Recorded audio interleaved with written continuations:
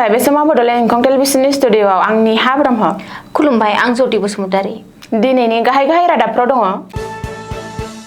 गाहाय मन्त्रि मदिनि दावबायनायनि थाखाय गुवाहाटीनिफ्राय नर्थ गुवाहाटी फेरि सिबिथायखौ बन्द फोसावदों।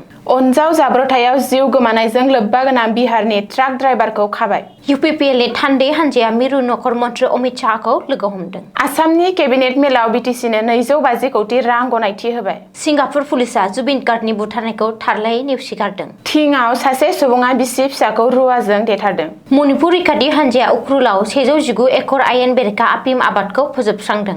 रायजोफोरजों लोगोसे खैफोद आफोदाव थाग्रा सुबुंनोसो बिजेपिआ 2026आव टिकेट होगोन। दानिया फैदो आबुं रादाबाव।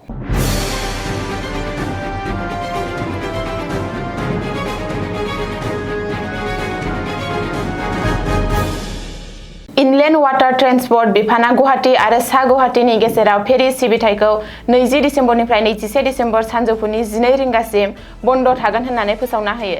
मिथिनो हानाय बादिब्ला बे फोसावनाया ब्रह्मपुत्र दैमानि सायाव परीक्षा पे चर्चा हाबाफारियाव नरेन्द्र मदिया आसामाव साननैनि थाखाय दावबायफैगोनखौ नोजोर होनानै थिरांथा लादों।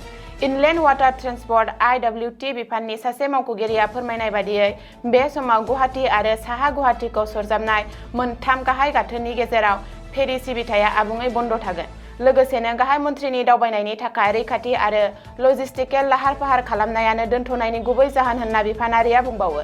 बेनि अनगायैबो हाबाफारिनि सोमोन्दै दासिम नेमखान्थि बादियै बिथोन होथ'नाय जायाखैब्लाबो IWT हान्जाया बे गोनांथार हाबाफारिनि थाखाय साखाफारा जागासिनो दं।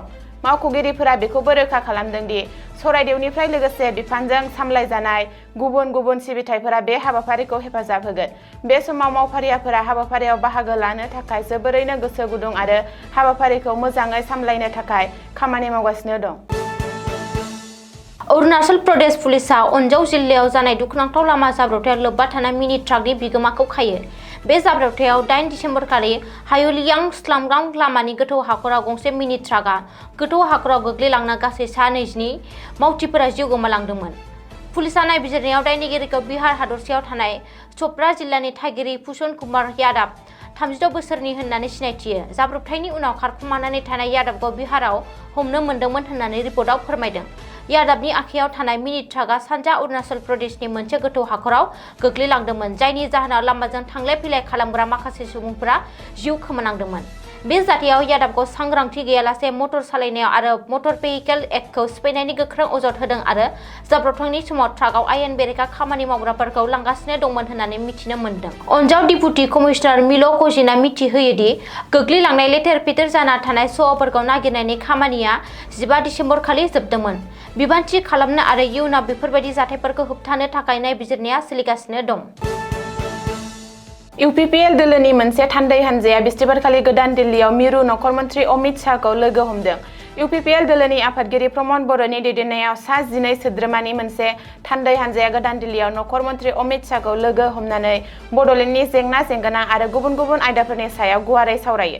नखर मन्त्रिजों सावरायनायनि उनाव इउपिपिएलनि गाहाय नेहाथारि राजु नार्जारिया खौरां बिजोङाव बुंनाय बादिब्ला इउपिपिएल दोलोनि थान्दै हान्जाया नखर मन्त्रिजों सावरायनायाव थांनाय 2020 मायथाइनि जानुवारि दानाव जानानै थांनाय थामथि बर' गोजोन गोरोबथा एबा बिटिआर गोरोबथानि दफाफोरखौ आबुङै मावफुंनायनि सायाव बिथा खालामनानै सावरायनाय जायो। बबेखानि मिरु नखर मन्त्रिखौ लोगो हमनायाव मोन 6 हारिनो एसटि होनायनि सायाव जेबो रोखोमनि सावरायनाय जायाखै होननानैबो राजु नार्जारिया फोरमायथियो। मख'नो गोनांदि एसटि खालामनाय आयदाया मोनसे सेन्सिटिभ आयदा। इउपिपिएलआ आसा खालामो आसाम सोरखारा बेनि सायाव मोन्नैबो हान्जाजों सावरायनानै जेंनाखौ मोजाङै सुस्रांगोन होननानैबो राजु नार्जारिया बुंदों। मख'नो गोनांदि बे गोनांथार मेलाव प्रमद बर'नि इउपिपिएलनि सानै एमपि जयन्त बसुमतारी आरो रोनगोरा नार्जारिजों लोगोसे गासै सा 12 थान्दैफोरा बाहागो लादोंमोन। बिटिसिनो रां हरनो थाखाय गनायथि होबाय आसाम सोरखारा। बिटिसि खुंथायनो 250 कौटि रां हरनायनि थाखाय आसाम सोरखारा गनायथि होदों।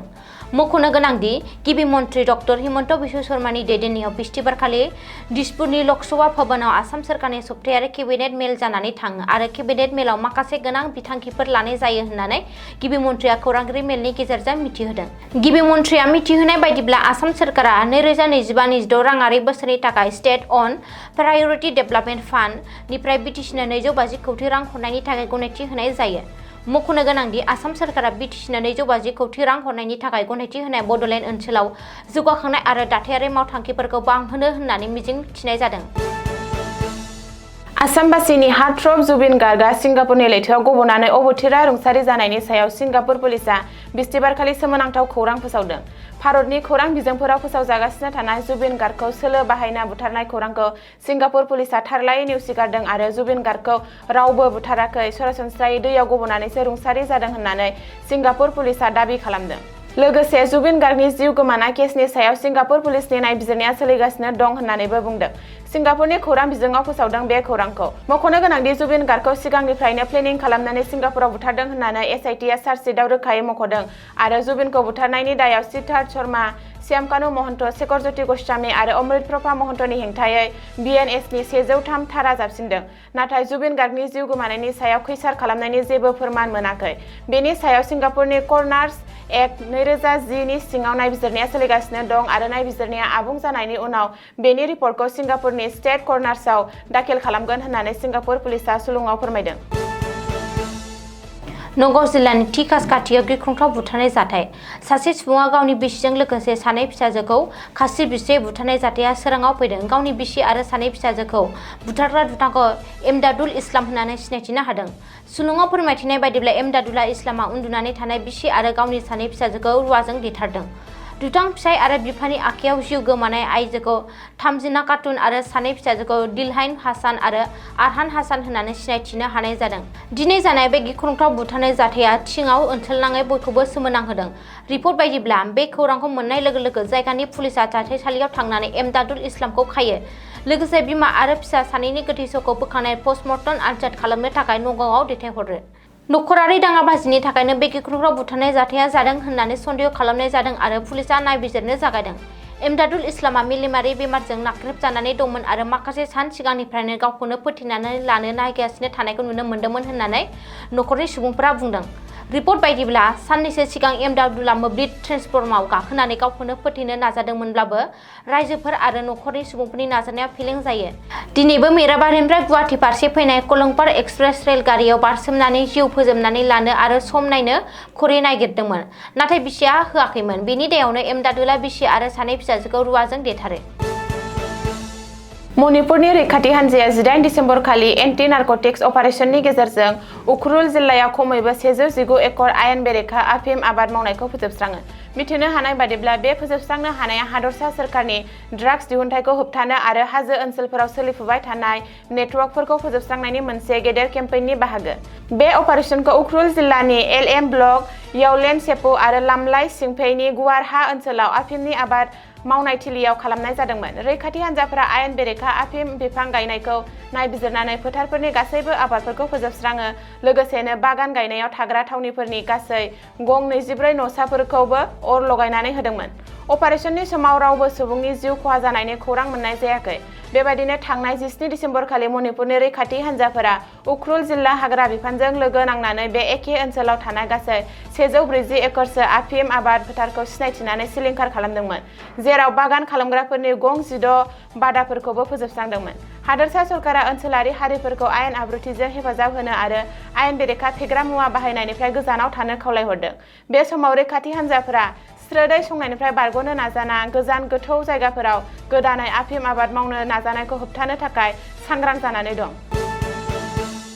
आसाम सोरखारनि दै सम्पद बिफाननि मन्थ्रि पियुष हाजरिकाया सोनाब कार्बि आंलं जिल्लानि अमरिन बिधानसभा बियाबनि उमावसायाव हा गैजायै सुबुंफोरनि हानि पाट्टा राननानै होनाय हाबाफारिया गाहाय आलासि महरै बाहागो लानानै फैबाय थानाय आसाम बिधानसभा बिसायख'थिनि सायाव माखासे गोनां बिबुंथि लाखियो।